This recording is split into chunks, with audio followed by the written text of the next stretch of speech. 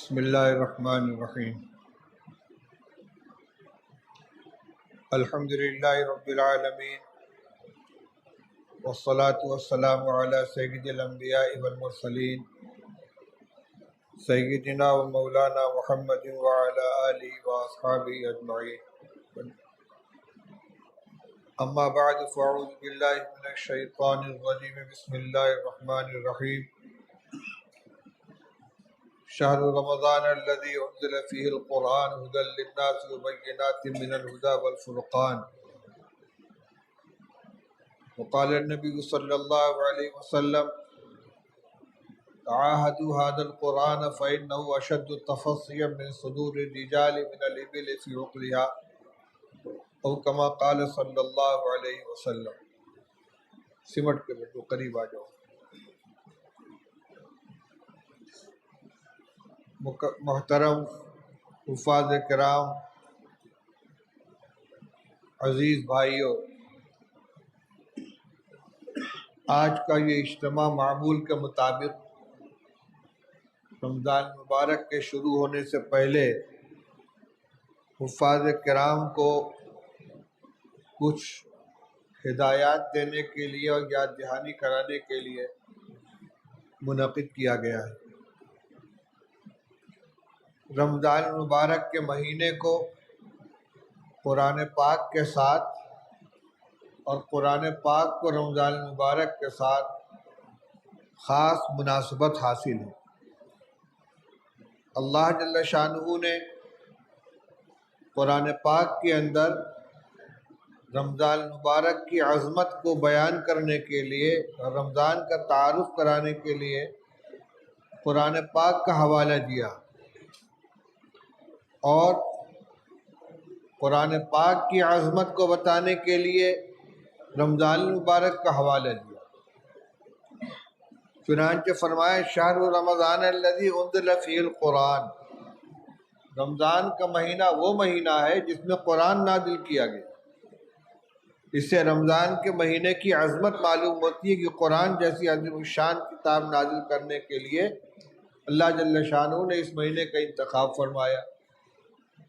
دوسری طرف فرمایا انا انزلناہ فی لیلۃ القدر، ہم نے قرآن کو شب قدر میں نازل کیا، یعنی شب قدر کی عظمت کو بیان کرنے کے لیے یہ حوالہ دیا گیا کہ اس رات کا اللہ تعالیٰ نے قرآن نازل فرمانے کے لیے انتخاب کیا.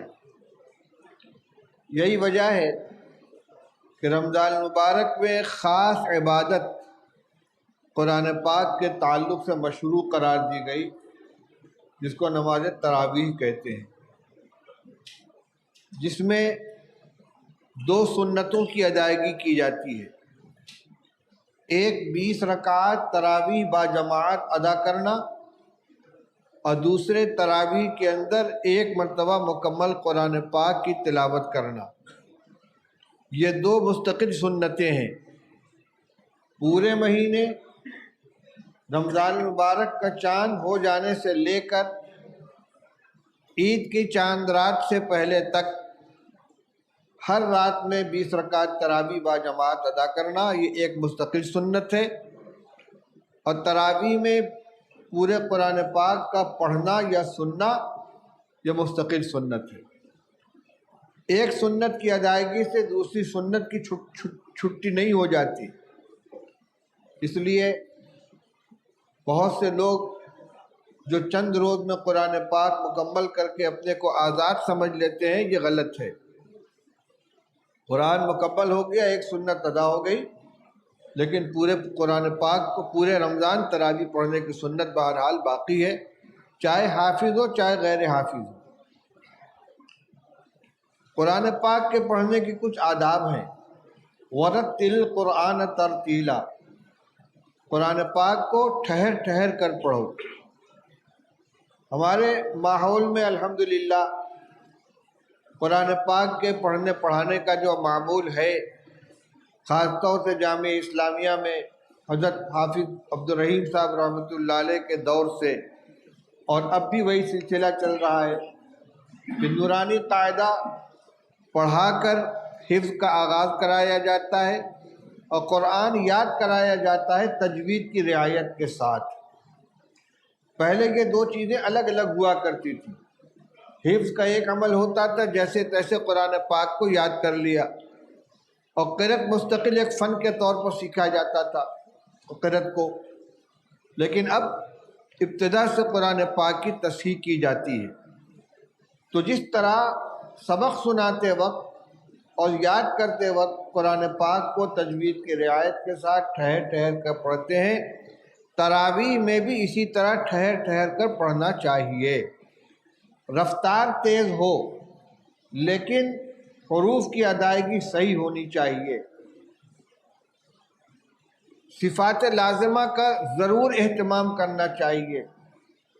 غنہ وغیرہ اور مد وغیرہ کو ترک نہیں کرنا چاہیے۔ اسی طرح وقف کی جو آیتیں آتی ہیں جس میں کم سے کم ایک واو یا ایک یا کی ادائیگی ضروری ہے، عالمین، یعلمون، تعلمون، اس کو اس طرح پڑھ کے ختم کر دیں، یعلمون، تعلمون، عالمین، یعنی یا کی ادائیگی نہیں ہوتی، واو کی ادائیگی نہیں ہوتی۔ اسی طرح جہاں الف کا مد ہے، قاف، اس طریقے سے معاب، تو ایک الف کی ادائیگی کم سے کم ضروری ہے۔ مد قصر، مد توسط، مد طول، 3 درجے ہیں۔ کم سے کم درجہ یہ ہے کہ جو مد لازم ہے، یعنی ایک الف کی ادائیگی ضروری ہے، اگر اتنا نہیں کریں گے تو قرآن پاک ناقص رہے گا۔ حفاظ کرام اس سلسلے میں بہت غفلت کرتے ہیں، یعنی آیات کے اختتام پر مد کی ادائیگی نہیں ہوتی، یعلمون، تعلمون، عالمین، تعلمون ہو گیا، وہ عالمین ہو گیا، عالمین نہیں ہوا، تعلمون نہیں ہوا، اس کا خیال ہونا چاہیے۔ اسی طریقے سے اتنی تیز رفتاری سے پڑھنا کہ حروف کی صحیح ادائیگی نہ ہو، یہ قرآن کے ساتھ زیادتی ہے۔ قرآن نماز میں پڑھا جائے، تلاوت کی جائے، تراویح میں ہو، فرض میں ہو، رفتار میں کمی بیشی تو ہو سکتی ہے، لیکن اتنی تیزی کے ساتھ پڑھنا کہ ادائیگی ہی نہ ہو پائے حروف کی، یہ غلط ہے۔ اور ایسے ہی پڑھنے کے بارے میں کہا گیا ہے کہ کچھ لوگ ہیں جن کو قرآن جو پڑھتے ہیں قرآن، اور قرآن ان پر لعنت بھیجتا ہے، اس لیے حفاظ کرام اس کا خیال رکھیں۔ دوسری چیز یہ کہ قرآن پاک کو صرف رمضان المبارک کا مشغلہ نہ بنائے۔ اس وقت تو خیر رمضان المبارک ہے، قرآن کا دور اور قرآن کی تلاوت پورے سال اس طریقے سے ہونا چاہیے کہ رمضان المبارک کے لیے کوئی الگ سے اہتمام نہ کرنا پڑے۔ یکساں قرآن یاد رہنا چاہیے پورے سال۔ اور جو ہمارے پرانے حفاظ کرام ہیں یا تھے، ان کا یہی حال تھا۔ بہت سے قصے، بہت سے واقعات سنے ہیں کہ حفظ کرنے کے بعد مدت تک تراویح پڑھانے کا موقع نہیں ملا، لیکن اچانک کھڑا کر دیا گیا تو پارے کی پارہ پڑھتے چلے گئے، کہیں کوئی تشابہ تک نہیں لگا۔ ہم نے دیکھا حضرت مولانا قاری صدیق صاحب باندھوی رحمۃ اللہ علیہ بوڑھے ہو چکے تھے، کمزور تھے، بیمار رہتے تھے۔ دیوبند میں حضرت مفتی محمود صاحب نور اللہ مرقدہ کی خانقاہ میں آئے، اپنی تراویح ختم کر کے آئے تھے۔ ایک ساتھیوں نے طے کیا کہ آج حضرت سے تراویح پڑھوائی جائے گی، لیکن ان سے نہیں کہا گیا کہ آپ کو پڑھانے، انکار کر دیتے، لیکن حافظ سے کہہ دیجیے کہ آج تراویح کے لیے آگے مت بڑھنا۔ چنانچہ عشاء کی نماز ہو گئی، سنت پڑھ لی گئی، اور تراویح پڑھانے کے لیے مصلی پہ کوئی نہیں گیا۔ مولانا بالکل پیچھے کھڑے تھے، وہ سنت پڑھ کر کھڑے ہوئے، کان تک ہاتھ اٹھا کے کھڑے ہوئے، اللہ اکبر کی آواز نہیں آ رہی ہے۔ کہ کیا بات ہے بھائی؟ حضرت تراویح آج آپ پڑھائیں گے۔ ارے بھائی بہت تھکا ہوا ہوں۔ نہیں حضرت پڑھا دیجیے، جتنی بشاشت ہو۔ مصلی پر آ گئے، پوچھتے کہاں سے پڑھنا ہے؟ نیت باندھنے سے پہلے نہیں معلوم ہے کہاں سے پڑھنا ہے، بتایا گیا فلاں پارے سے، اللہ اکبر، اور اس کے بعد کئی پارے مسلسل پڑھے چند رکعت میں۔ اس کے بعد کہا حبیب تو آ جا، صاحبزادوں کو بلا دیا، آگے انہوں نے پڑھ لیا۔ جبکہ مولانا صدیق صاحب وہ آدمی تھے کہ جن کو رات دن میں 1 منٹ کی فرصت نہیں ملتی تھی۔ تعویذ والے ہیں، دعا کرانے والے ہیں، مدرسے کے معاملات ہیں، لیکن قرآن پاک کا شغف تھا۔ میں نے ابھی قرآن پاک کی ایک آیت پڑھی تھی اور ایک حدیث پڑھی ہے۔ قرآن پاک کی تو وہی آیت تھی جس کا میں نے ترجمہ کیا کہ رمضان کا مہینہ وہ مہینہ ہے جس میں اللہ جل شانہ نے قرآن کو نازل فرمایا، اس میں قرآن نازل کیا گیا ہے۔ حدیث یہ کہ رسول اللہ صلی اللہ علیہ وسلم نے ارشاد فرمایا کہ قرآن کی نگرانی کرتے رہا کرو، دیکھ ریکھ کرتے رہو، خبر لیتے رہو، کیونکہ قرآن سینوں سے اس سے زیادہ تیزی کے ساتھ نکل جاتا ہے جتنی تیزی سے قرآن جو جانور اپنی رسی چھڑا کے بھاگ جاتا ہے۔ جانور کو باندھ دو، کوشش میں رہ گئے کسی طرح رسی چھوٹے میں بھاگو، اس سے زیادہ تیزی سے قرآن سینے سے نکل جاتا ہے۔ اس لیے نگرانی کرتے رہو، اگر مطمئن ہو کر بیٹھ جاؤ گے قرآن سینے سے نکل جائے گا۔ کیوں؟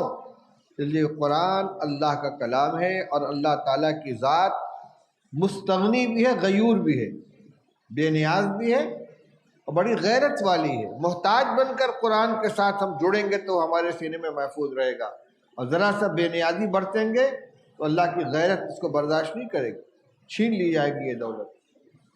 دوسری بات یہ تھی کہ حفاظ کرام کو امامت کرنی ہوتی ہے۔ امام کی کچھ صفات ہوتی ہیں، ان صفات کو بھی اپنے اندر پیدا کرنا ہے۔ ایسا نہیں ہے کہ تراویح کے امام کی کچھ اور صفات ہوں، پنجگانہ امام کے لیے کچھ اور صفات ہوں۔ امامت بہرحال نماز کا ایک بہت اہم منصب ہے۔ رسول اللہ صلی اللہ علیہ وسلم فرمایا الامام ضامن والمؤذن مؤتمن، امام تمام نمازیوں کی نماز کا ضامن ہوتا ہے، سب کی نماز اس کے نماز کے اندر رہتی ہے۔ امام کی نماز اگر فاسد ہوگی تو سب کی نماز فاسد ہوگی، امام کی نماز کمزور ہوگی تو سب کی نماز کمزور ہوگی، کیونکہ پوری جماعت کی نماز ایک نماز ہے۔ اس لیے حافظ کو قرآن پاک کے یاد کرنے کے ساتھ ساتھ پورے سال نماز پنجگانہ مسجد میں باجماعت اہتمام کے ساتھ ادا کرنا چاہیے۔ ایسے تمام کام سے اپنے آپ کو بچانا چاہیے کہ جو آدمی کی ثقافت، عدالت اور اس کی نیکی کے اوپر دھبا ڈالتے ہیں۔ آج کل موبائل کا زمانہ عام ہو گیا ہے، موبائل میں فلمیں رہتی ہیں، ویڈیو رہتے ہیں، پتہ نہیں کیا کیا غلاظتیں بھری ہوتی ہیں، اور ہر ایک کے ہاتھ میں بڑے سائز کا موبائل رکھا ہوا ہے۔ تو اگر بیٹھ کے اس کو دیکھ رہے ہیں، فلمیں دیکھ رہے ہیں، تو اگر کوئی کھلے ہوئے فلم دیکھ رہا ہو سنیما گھر میں یا ٹی وی کے اوپر، اس کو امام بنائیں گے آپ؟ بھائی یہ امامت کے لائق نہیں ہے، تو فلمیں دیکھتا ہے۔ تو اگر وہ تنہائی میں بیٹھ کے فلمیں دیکھ رہا ہے تو کوئی امامت کے لائق ہوگا وہ؟ یہ اس کو کوئی نہیں جانتا، لیکن وہ خود تو جانتا ہے۔